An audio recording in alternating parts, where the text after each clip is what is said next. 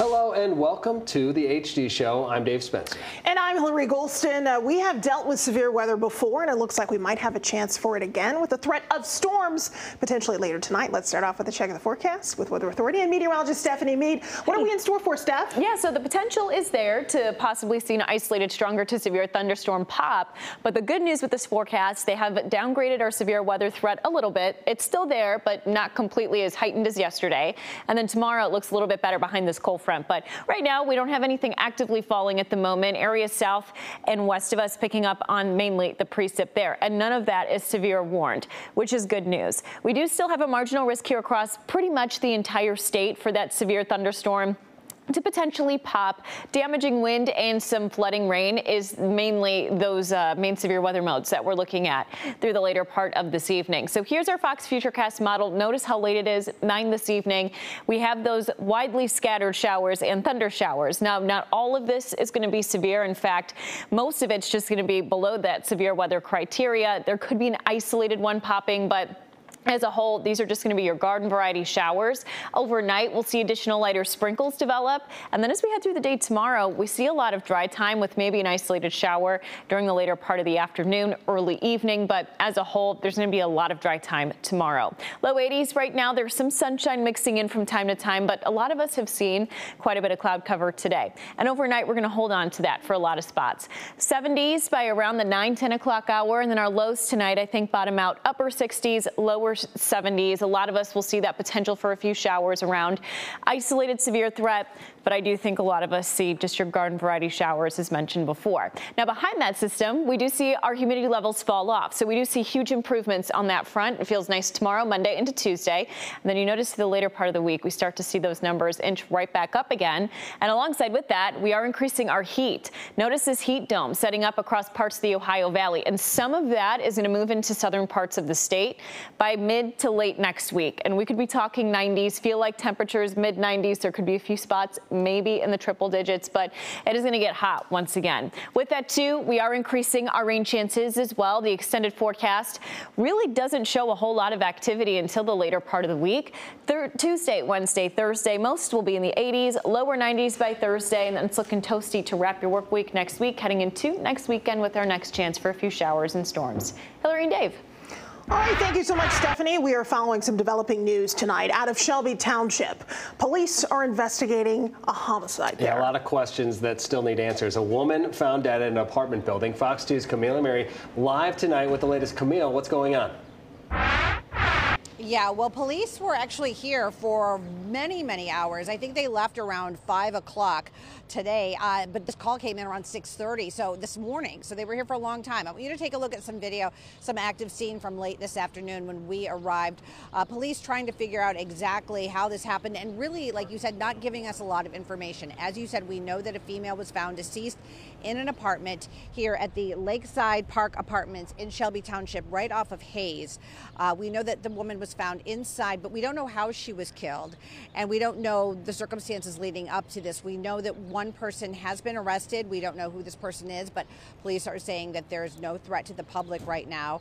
Meanwhile, they tell us that around 6:30 this morning, they got a 911 hang-up call, and they are telling us there were some suspicious circumstances surrounding that 911 call, but not going into detail. So throughout this afternoon, while we were here going into early evening, we saw police, obviously a large presence of police inside the apartment, and then searching the dumpster of the apartment complex right near the building and taking away a lot of trash bags.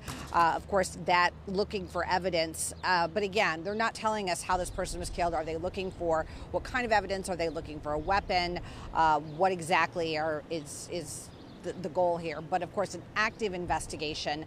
They're really not sharing a lot of information with us, but we hope to learn more Monday, especially about the suspect. And once that suspect is arraigned, we'll be able to find out who he or she is and hopefully what the motive was and the circumstances surrounding this homicide. But for now, we are live in Shelby Township. Camille and Mary, Fox 2 News. Yeah, Camille, this just illustrates that when police get those 911 calls, they really never know exactly what they're getting into, highlighting that here. Yeah, absolutely. And, you know, we tried to talk to neighbors Nobody wanted to talk on camera. A lot of people didn't answer their door when we knocked on it. I talked to one person. He said he didn't hear or see anything. I talked to another woman who said she was absolutely shocked that this happened. Even though I told her there's no danger to the public, she still says this is not someplace she wants to be with her children. Like, she just feels uncomfortable, I guess is a good word for it. So we will, of course, have more information as the story continues to develop, but for now, I'll send it back to you. Thank you for that live report, Camille. Returning now to another developing story. Someone started shooting towards the Guardian building in Detroit, and now 2 people are under arrest. This was early this morning on Griswold Street in downtown. A viewer gave us this video you're looking at. It shows that window shattered, apparently by a bullet. This is the second time something like this has happened in just 2 days. And here's that other situation we're monitoring like this. Yesterday morning, someone opened fire on the Coleman A. Young Municipal Center. We're told the vehicle involved in today's shooting matched the description of the one involved in yesterday's incident. Bullets damaged at least 7 windows. Right now, authorities are releasing the names of the suspects.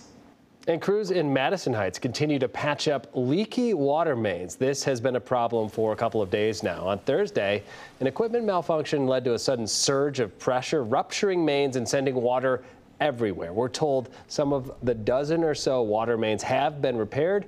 Neighbors and other business owners will be notified if and when the water will be shut off.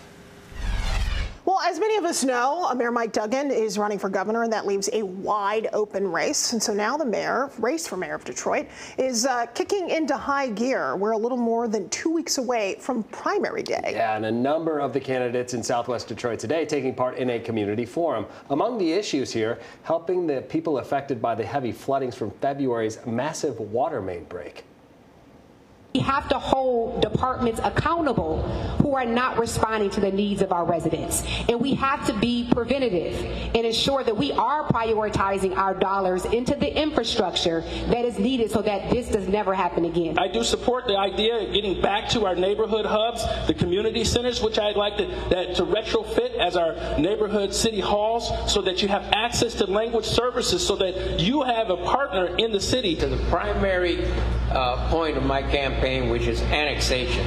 If we can annex the 28 distressed communities around Detroit with us, get us back over 1 million, and have a larger footprint as it relates to the Great Lakes Water Authority, we can have more to say about how things get done and the prioritization. We have to create an emergency response system that is in multiple languages. Yes, we have to build resilience hubs across this community. We have a right to take Detroit's water back, and we could use that $850 million to work on this old infrastructure in the city of Detroit. Establishing a liaison and multiple liaisons that go through the community to establish and rebuild that trust, and hiring folks from this community, some folks who are advocates in this room that you already trust. How can I reassure you that you're going to get the help if I'm the mayor? First of all, you need the help already. You need the help yesterday. They don't care. They don't care. They would have seen it already. The primary is August 5th. The general election will be November 4th. A horrific incident in L.A. A driver slams into a crowd of people on a busy boulevard there. Yeah, absolutely scary. At least 30 people have been hurt here. They were waiting outside a nightclub early this morning. Fox's Christina Coleman has the latest there. It was a very chaotic scene on arrival. A vehicle plowing into a crowd of people outside a Los Angeles nightclub early on Saturday, injuring at least 30 people. This morning at 2 a.m., our firefighters were dispatched out to a traffic accident. There was a crowd who was waiting to go into a club. There was also a taco stand, and there was a valet stand. So the vehicle drove through the taco stand, valet stand, and through a crowd of people. Police officers say some bystanders assaulted the driver. He was later taken to a hospital where paramedics discovered a gunshot wound. That driver was then pulled out of his vehicle, physically assaulted by the bystanders, and during that altercation, somebody produced a firearm and shot the driver. Police say whoever shot the driver fled the scene. They are also investigating whether the shooter and the driver knew each other or whether the driver intentionally drove into the crowd. So we had help of LAPD. There's about 25 LAPD officers ultimately showed up on scene. We had 124 firefighters who came here to assist with this, what we call as a mass casualty incident. Authorities say 23 of the victims were transported to nearby hospitals and trauma centers. 7 of them were in critical condition. Another 6 were delayed or had other serious injuries as well.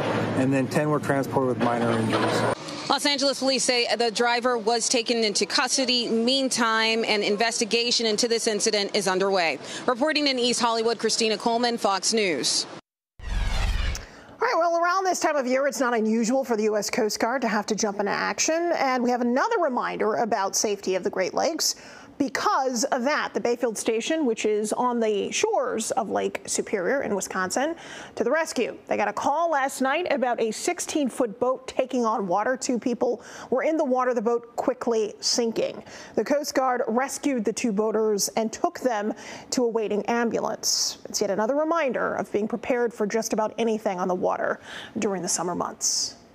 The Ford Bronco turning 60 this year, and the automakers plan on celebrating that achievement by making a donation to the Holly State Recreational Area. Today, hundreds came out to North Oakland County to take part in the Ode to La's Backyard Ultra Marathon, which takes racers over trails, bridges, and other outdoor obstacles. The Ford Wild Fund made a donation to keep that race running for years to come. Those in attendance also had a chance to take a ride in a brand new Ford Bronco.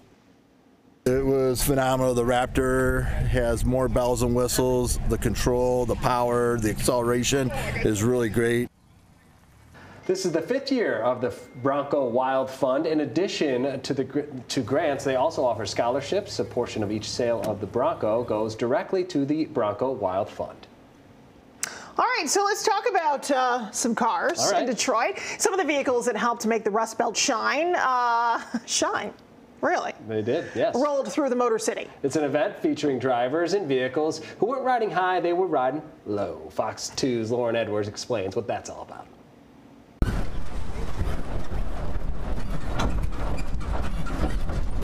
It is one of the most fun, family-friendly days we've got all year. We fill the parking lot with lowriders, the cars are spectacular, and we open the museum for free for everybody. Lowrider culture was on full display Saturday outside the Detroit Historical Museum. Organizer Rebecca Salmon-Witt says it's got personal ties to Detroit. In America's Motor City, we've got the body drop, which is the piece of equipment that made a lot of these cars, so it's a really fun way to connect history with some of the really cool cars that everybody in Detroit knows and loves.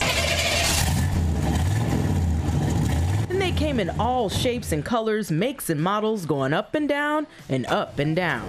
I grew up in Southwest Detroit, and so I grew up seeing lowrider cars in the Single Mile Parade, just all around the neighborhood. It was in Midtown for the day. Car fans loved it, even if it wasn't exactly a lowrider. This is my car. It's a 1950 Mercury Monterey. I've wanted a 50 Mercury since I was in high school, and late in life I decided it was time to have one. It was in partnership with the USO Car Club of Detroit. It's about bringing people together around celebrating this thing that we all love with our families, with our friends, and lifting each other up. And snapping pics and videos, which fans did all day. I really love it. You know what? And what's not to love about our history? This is everybody in Detroit's history. What a cool event. And if you couldn't make it this year, no worries. There is always next year's event. Reporting here in Detroit, Lauren Edwards, Fox 2 News. All right, well, we have these stories from time to time where law enforcement agencies bring on new officers of the K-9 variety in Michigan State Police, doing exactly that today. Yeah, there he is. His name is Zorro, and he has a nose for sniffing out crime better than most. Zorro and his handler graduated from Basic K-9 School in Lansing just yesterday. Zorro specializes in drugs and tracking. He should also be certified as a tactical entry dog by the end of the year. He will work in the 2nd District, which covers Metro Detroit. Right now, the 2nd District has 6 K-9 teams. There are also 42 all across the state. Well, that's going to do it for this version of the HD Show. Thank you so much for being with us. Yeah, absolutely. Be sure to join us on the air tonight after baseball. Until then, have an excellent evening. That's right. Bye-bye.